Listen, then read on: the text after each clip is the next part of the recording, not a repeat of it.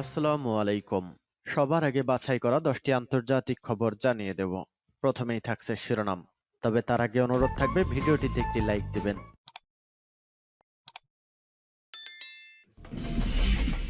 সংবাদের শুরুতেই জানিয়ে দিব রাশিয়া ইউক্রেন যুদ্ধের হাতে পাওয়া আজকের আপডেট সংবাদ সবার আগে জানিয়ে দিব। সহায়তা অব্যাহত রাখার ঘোষণা, ইউক্রেনকে আরো 30 কোটি ডলারের অস্ত্র দিচ্ছে আমেরিকা। এরপর জানিয়ে দিব চীন নিয়ে উত্তেজনার মধ্যে বাণিজ্য চুক্তির পথে যুক্তরাষ্ট্র তাইওয়ান। এরপর থাকছে প্রেসিডেন্ট রাইসির বক্তব্য, পিছু হটা নয়, প্রতিরোধেই ইরানের উন্নতির চাবিকাঠি। এরপর থাকছে খাতুমে আরএসএফ ঘাঁটিতে সেনাবাহিনীর হামলা। এরপর থাকছে সৌদির কাছে অস্ত্র বিক্রিতে নিষেধাজ্ঞা প্রত্যাহার করল ইতালি। এবং জানিয়ে দিব সর্বশেষ শিরোনাম, সিউল নিজস্ব মুদ্রায় ইরানের পাওনা পরিশোধ করতে পারে। এতক্ষণ শুনছিলেন সংবাদ শিরোনাম, এখন শুনবেন সংবাদের বিস্তারিত। তো বন্ধুদের কাছে রিকোয়েস্ট রইল এই ভিডিওতে একটা লাইক দিবেন, আর ভালো লাগলে অবশ্যই বন্ধুদের মাঝে শেয়ার করে দিবেন। সহায়তা অব্যাহত রাখার ঘোষণা, ইউক্রেনকে আরো 30 কোটি ডলারের অস্ত্র দিচ্ছে আমেরিকা। মার্কিন সরকার রাশিয়ার বিরুদ্ধে যুদ্ধের জন্য ইউক্রেনকে আরো 30 কোটি ডলারের সামরিক সহায়তা প্যাকেজ ঘোষণা করেছেন। এর মধ্যে দিয়ে ইউক্রেন যুদ্ধে আমেরিকার আরো গভীরভাবে জড়িয়ে যাওয়ার ঘটনা ঘটল। ইউক্রেন যুদ্ধে জড়িয়ে যাওয়ার ব্যাপারে আমেরিকাকে বারবার রাশিয়া সতর্ক করা সত্ত্বেও ওয়াশিংটন কিয়েভকে বিপুল মাত্রায় অস্ত্র ও সামরিক সহায়তা দিয়ে আসছে। গতকাল বুধবার মার্কিন প্রতিরক্ষা দপ্তর নতুন করে 30 কোটি ডলারের অস্ত্র ও সামরিক সরঞ্জাম দেওয়ার কথা ঘোষণা করে। এর মধ্যে বিমান প্রতিরক্ষা ব্যবস্থা এবং কয়েক লক্ষ গোলাবারুদ থাকবে। 2022 সালের 24শে ফেব্রুয়ারি রাশিয়া ইউক্রেনের বিরুদ্ধে সামরিক অভিযান শুরু করার পর থেকে এ পর্যন্ত আমেরিকা ইউক্রেনকে 3760 কোটি ডলারের অস্ত্র ও সামরিক সরঞ্জাম দিয়েছে। গতকাল নতুন সামরিক সহায়তা প্যাকেজ ঘোষণা করে পেন্টাগন এক বিবৃতিতে বলছে, ইউক্রেনকে সামরিক সহায়তা দেওয়া অব্যাহত থাকবে। যুদ্ধক্ষেত্রে এবং দীর্ঘমেয়াদী নিরাপত্তা সহায়তার জন্য প্রয়োজনীয় সবকিছুই করবে আমেরিকা ও তার মিত্ররা, সূত্র পার্স টুডে। চীন নিয়ে উত্তেজনার মধ্যে বাণিজ্য চুক্তির পথে যুক্তরাষ্ট্র ও তাইওয়ান। যুক্তরাষ্ট্র ও তাইওয়ান একবিংশ শতাব্দীর বাণিজ্য আলোচনা কর্মকাঠামোর অধীনে এটি হবে দুই দেশের প্রথম বাণিজ্য চুক্তি। চীনের সঙ্গে উত্তেজনা বৃদ্ধির প্রেক্ষাপটে নতুন বাণিজ্য চুক্তি সই করতে চলছে যুক্তরাষ্ট্র ও তাইওয়ান। একবিংশ শতাব্দীর বাণিজ্য আলোচনা কর্মকাঠামোর অধীনে এটি হবে দুই দেশের প্রথম বাণিজ্য চুক্তি, যে আলোচনা শুরু হয়েছিল গত বছরে। এ সপ্তাহে সিঙ্গাপুরে উচ্চ পর্যায়ের বৈশ্বিক নিরাপত্তা সম্মেলনের আগ দিয়ে নতুন বাণিজ্য চুক্তির এই ঘোষণা এলো বলে জানিয়েছে বিবিসি। সম্প্রতি কয়েক বছরে যুক্তরাষ্ট্র এবং চীনের সম্পর্কের উত্তরোত্তর খারাপ হয়েছে। তাইওয়ানের বাণিজ্য আলোচনা কার্যালয় বলছে, ওয়াশিংটনে স্থানীয় সময় বৃহস্পতিবার সকালে এই চুক্তি সই হওয়ার কথা রয়েছে। যুক্তরাষ্ট্রের উপ বাণিজ্য প্রতিনিধি সারা বিয়াঞ্চি এ চুক্তিতে সই করবেন বলে মনে করা হচ্ছে। একবিংশ শতাব্দীর বাণিজ্য কর্মকাঠামোর উদ্দেশ্য হচ্ছে ওয়াশিংটন এবং তাইপের মধ্যকার অর্থনৈতিক সম্পর্ক মজবুত করা এবং যুক্তরাষ্ট্রে তাইওয়ানের আরো রপ্তানির দ্বার উন্মুক্ত করা। প্রেসিডেন্ট রাইসির বক্তব্য, পিছু হটা নয়, প্রতিরোধেই ইরানের উন্নতির চাবিকাঠি।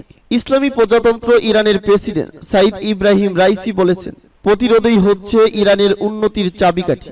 তিনি জোর দিয়ে বলেন, ইসলামী প্রজাতন্ত্র ইরান কখনো শত্রুর কাছে আত্মসমর্পণ করবে না এবং তার নীতি থেকে পিছুপা হবে না। বিভিন্ন দেশে নিযুক্ত ইরানের কূটনৈতিকদের এক অনুষ্ঠানে দেওয়া বক্তৃতায় গতকাল প্রেসিডেন্ট রাইসি এসব বলেন। রাজধানী তেহরানে এ অনুষ্ঠানের আয়োজন করা হয়। প্রেসিডেন্ট রাইসি বলেন, ইরানের সঙ্গে যেসব দেশ আস্থার সঙ্গে কাজ করছে তাদের জন্য তার সরকার সহযোগিতার নীতি অনুসরণ করছে, আর যেসব দেশ শত্রুতা দেখাচ্ছে তাদের বিরুদ্ধে ইরান প্রতিশোধমূলক ব্যবস্থা নিয়েছে। প্রেসিডেন্ট রাইসি সুস্পষ্ট করে বলেন, আমরা বিশ্বাস করি পিছু হটা বা আত্মসমর্পণ নয়, বরং প্রতিরোধ হচ্ছে দেশের উন্নয়নের মূল চালিকা শক্তি। ফলে আমরা কখনো আমাদের নীতি থেকে সরে যাব না। শত্রুকে শত্রুভাবে প্রতিরোধ করা অবশ্যই আমাদের প্রধান নীতিগুলোর একটি। ইরানের প্রেসিডেন্ট বলেন, গত বছর মাহসা আমিনির মৃত্যুকে কেন্দ্র করে যে সহিংসতার ঘটনা ঘটেছে সে ব্যাপারে ইউরোপীয় ইউনিয়নের দেশগুলো যে ভুল হিসাব নিকাশ করছে তারা যদি তা সংশোধন করে তবে ইরান তাদের সঙ্গে আবার সম্পর্ক তৈরি করতে প্রস্তুত রয়েছে। প্রেসিডেন্ট রাইসি আরো বলেন, ইউরোপীয় ইউনিয়নভুক্ত দেশগুলো যদি তাদের ভুল সংশোধন করে তাহলে তাদের সদিচ্ছার প্রমাণ পাওয়া যাবে। খাতুমে আরএসএফ ঘাঁটিতে সেনাবাহিনীর হামলা। সুদানের সেনাবাহিনী খাতুমে কামান দিয়ে র্যাপিড সাপোর্ট ফোর্সের আরএসএফ ঘাঁটি উড়িয়ে দিয়েছে। সৌদি আরবের মধ্যস্থতায় যুদ্ধবিরতির আলোচনা থেকে সুদানের সেনাবাহিনী নিজেদের প্রত্যাহার করে নেওয়ার পর এই হামলা হয়। খাতুমের বাসিন্দারা জানান, রাজধানীর উত্তর ও দক্ষিণ দিক থেকে বুধবার কমান্ডার মোহাম্মদ হামদান দারোগর আরএসএফ আধা সামরিক বাহিনীর মূল ঘাঁটিতে সেনা প্রধান আব্দুল ফাত্তাহ আল বুরহানের অনুগত সেনারা হামলা চালায়। এক প্রত্যক্ষদর্শী বলে, সেনা ঘাঁটি থেকে খাতুমের উত্তরাঞ্চলে আর্টিলারি হামলা হয়েছে। রাজনৈতিক বিশ্লেষকরা বলেছেন, 15 এপ্রিল থেকে এ পর্যন্ত দুই বাহিনীর সংঘর্ষে অন্তত 1800 জন প্রাণ হারিয়েছেন। আরেকটি প্রতিবেদনে বলা হয়েছে, দক্ষিণ খাতুমের আল শালহাতে আরএসএফ ক্যাম্পে বিস্ফোরণ হয়েছে। এটি শহরের বৃহৎ আধা সামরিক ঘাঁটি এবং অস্ত্রাগার। বিবাদমান পক্ষগুলোর বারবার প্রতিশ্রুতি সত্ত্বেও চলতি সপ্তাহে খাতুম এবং দারফুলের পশ্চিমাঞ্চলে যুদ্ধ ছড়িয়ে পড়ছে। রাজধানীতে সেনা পরিদর্শনের সময় বোরহান ঘোষণা করেছিল, বিজয় না হওয়া পর্যন্ত লড়াই করার জন্য প্রস্তুত আছে সেনারা। অন্যদিকে আরএসএফ বলছে তারা আত্মরক্ষার অধিকার প্রয়োগ করবে। সেনাবাহিনীর বিরুদ্ধে যুদ্ধবিরতি লঙ্ঘনের অভিযোগ এনেছে বাহিনীটি। সৌদির কাছ থেকে অস্ত্র বিক্রিতে নিষেধাজ্ঞা প্রত্যাহার করল ইতালি। সৌদি আরবের কাছে অস্ত্র বিক্রি থেকে নিষেধাজ্ঞা তুলে নিয়েছে ইতালি। ইতালি সরকার বুধবার এক বিবৃতিতে এ তথ্য জানিয়েছে। ইয়েমেন সংঘাতে নিরীহ মানুষের ওপর সৌদি আরব আমদানি করা অস্ত্র ব্যবহার করায় 2019 এবং 2020 সালে দেশটির উপর অস্ত্র বিক্রিতে নিষেধাজ্ঞা আরোপ করে ইতালি সরকার। ইতালি সরকার বলছে, পরিস্থিতি পরিবর্তন হয় সৌদির উপর নিষেধাজ্ঞা আর প্রয়োজন নেই। ইতালি সরকার সৌদি আরবের সাম্প্রতিক শান্তি উদ্বেগের প্রশংসাও করেছে। উল্লেখ্য, সম্প্রতি ইরানের সঙ্গে সমঝোতা করেছে সৌদি আরব।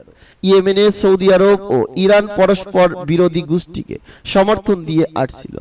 ইরান হুতি বিদ্রোহীদের সমর্থন দিত আর সৌদি সরকার ইয়েমেনের সরকারকে সমর্থন দিত।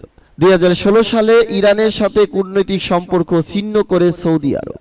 সম্প্রতি ইরানের মধ্যস্থতায় তেহরানের সঙ্গে ফের কূটনৈতিক সম্পর্ক শুরু করে রিয়াদ। ইতালি গত মাসে সৌদির মিত্র সংযুক্ত আরব আমিরাতের কাছে অস্ত্র বিক্রিতে নিষেধাজ্ঞা প্রত্যাহার করে। সিউল নিজস্ব মুদ্রায় ইরানের পাওনা পরিশোধ করতে পারে। ইসলামী প্রজাতন্ত্র ইরানের একজন শীর্ষ পর্যায়ের ব্যবসায়ী নেতা অভিমত দিয়েছেন যে সিউলের কাছে তেহরানের যে কোটি কোটি ডলার পাওনা রয়েছে তার একটি উল্লেখযোগ্য অংশ দক্ষিণ কোরিয়া তাদের নিজস্ব মুদ্রায় পরিশোধ করতে পারে।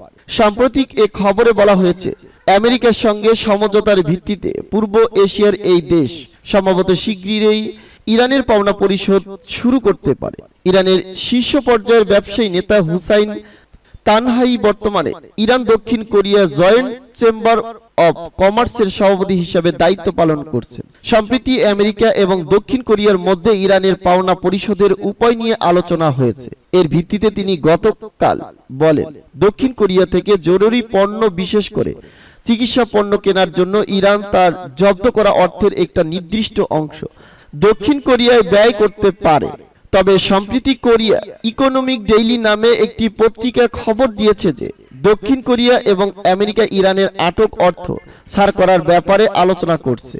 ওই রিপোর্টে বলা হচ্ছে, আমেরিকা দক্ষিণ কোরিয়া দুই দেশেই তেহরানের সঙ্গে অর্থনৈতিক ও কূটনৈতিক সম্পর্ক উন্নত করতে চায়।